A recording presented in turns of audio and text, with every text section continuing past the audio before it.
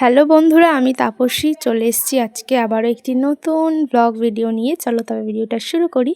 তো দেখো, অনেকদিন ধরে শাড়ি পরা হয় না, তাই ভাবলাম চলো আজকে একটু শাড়ি পরা যাক। তো দেখো, এদিকে একটা সুন্দর করে ছাপা শাড়ি পরে নিয়েছি। এটা কিন্তু নতুন শাড়ি। তো যাই হোক, পরে নিলাম। দেখো, আর এখন দেখো একটু ক্রিম মেখে নিলাম, টিপ পরে নিচ্ছি।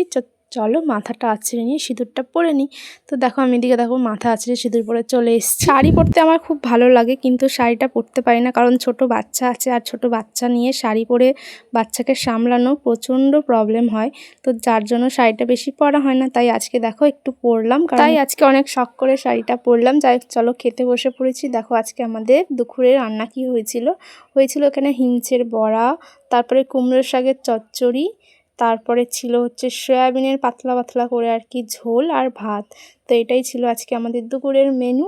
আমাদের এখানে ছিল আজকে শ্মশানকালী পুজো, যার জন্য আজকে সব রান্না নিরামিষ হয়েছে। আজকে খাওয়া দাওয়া করতে একটু লেট হয়ে গেছে, প্রায় 2:30-3টের সময় খাওয়া দাওয়া করলাম। যাই হোক, খাওয়া দাওয়া করে একটুখানি শুয়েছিলাম, কিন্তু আমার ছেলেটা আমাকে কিছুতে শুতে দিল না।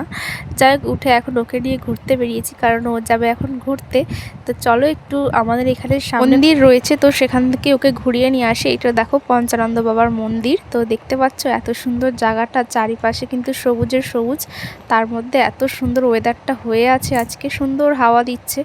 তাই ভাবলাম চলো তাহলে ঘুরিয়ে নিয়ে আসি। প্রত্যেক বছর গরমকালে কিন্তু আমরা চলে আসি এই জায়গাটা করে, মানে পঞ্চানন্দ বাবার মন্দিরের কাছে, কারণ এখানে বড় অশ্বত্থ গাছ রয়েছে, সেইখানে আর কি বসার জন্য ঠান্ডা ঠান্ডা হাওয়া দেয়, বেশ ভালো লাগে। তাই জন্য দেখো চলে এলাম আজকে।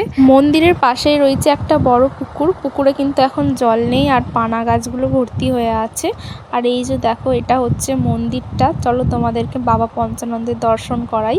এইদিকে দেখো, দেখতে পাচ্ছ কত কার্তিক ঠাকুর রেখে গেছে। আসলে কার্তিক পুজোর পর অনেকে এখানে কার্তিক ঠাকুর রেখে যায়। দেখো অনেকগুলো কার্তিক ঠাকুর কিন্তু এবছর এখানে ছিল। আর এই যে দেখো বাবা পঞ্চানন্দের মন্দিরটা।